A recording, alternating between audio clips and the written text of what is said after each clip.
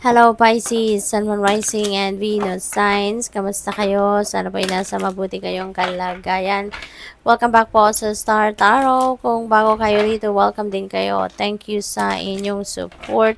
I truly appreciate it. God bless you all, Pisces. Pauna mensahe po ninyo ay number 14, patience. Ayan, so magpasensya po kayo, okay?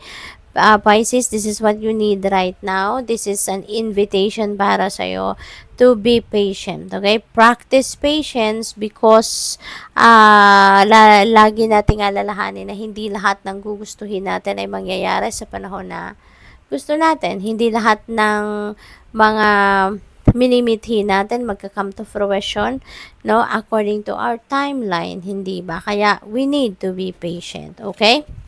What else? We have number 11. Ayan. So, yung number 11 naman na ito, this is balance. Okay? Maybe, balance would be back in your life. At maaring sa ngayon, Pisces, nandito na siguro yung mga kakailanganin ninyo para alam mo yon, matahimik na din ang isip ninyo kasi baka you are worrying about something at dahil let's say for example may decision kayong kailangan gawin, maybe you are worrying kasi hindi nyo alam kung anong direksyon ang tatahakin ninyo, hindi ba? Pero ngayon maaring may babalik na yung balanse sa buhay ninyo kasi maaring makakapagpahinga na din kayo, maaring kung ano yung iniisip ninyo, baka nagkakaroon na din kayo ng may mga opportunities na rin na siguro unti-unti dumadating kaya nakikita ninyo ng unti-unti naiipon nyo na kung anong mga kailanganin ninyo. Diba? Yung ganon. So, kailangan din dito ng self-care for some of you Pisces. Okay? Number 7, patience. Another patience energy and planning. So, siguro nagmamadali kayo. No? Maybe you are rushing things dito. Baka pinipilit ninyong baka pinipilit niyo matapos agad, no? Kung ano man yung gusto ninyong mangyari. Kaya siguro, dalawa na dito yung patience energy.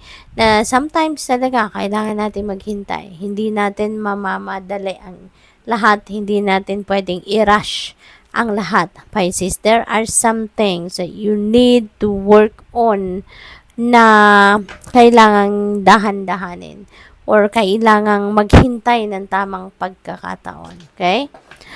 We have number 16, disruption. Ayan, so, merong ano rito, no? Merong sudden change na magaganap, Pisces. There is a sudden change coming your way. At ang mga pagbabagong ito could be pagbabago na kailangang sabayan lang natin, kailangang be with the flow. Kasi yung pagbabagong ito, hindi ito yung gusto ninyong mangyari. Hindi ito yung pagbabagong ang tawag dito, initiative ninyo. Hindi ganon.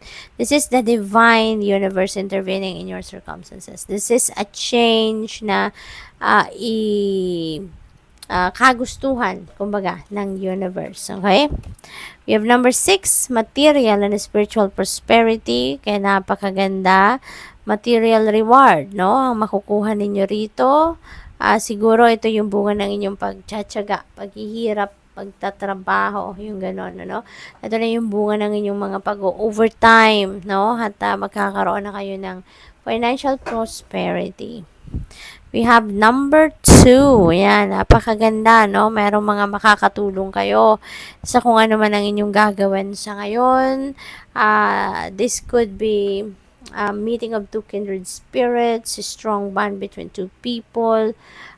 You will be on the same wavelength. You will be sharing the same vision, the same goals.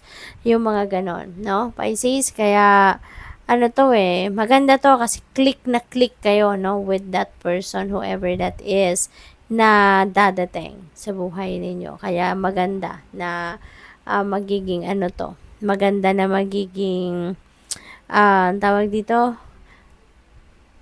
magkakilala kayo ng kung sino man itong dadating kasi parang na-pick up ko din dito, parang soulmate ninyo ito. no? Soulmate ninyo na, alam mo yun, sa unang tingin pa lang or sa unang pagkikita pa lang, unang pagkakataong magkausap pa lang, alam mo yun, yung click agad kayo. Yung ganun, yung swak na swak agad kayo. Kaya, napaka-supportive ninyo rito sa bawat isa.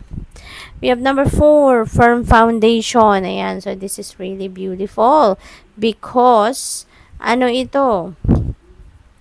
Laying a solid foundation ito, no, sa buhay ninyong, lalo-lalo na sa usaping pera, usaping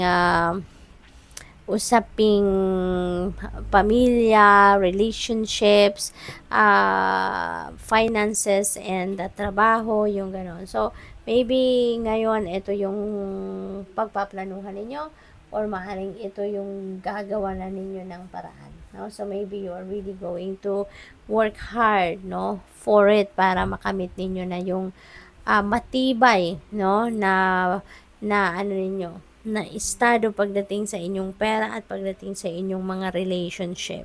So, napakaganda nun. Hard work ang kailangan dyan. Yun ang pick up ko dyan.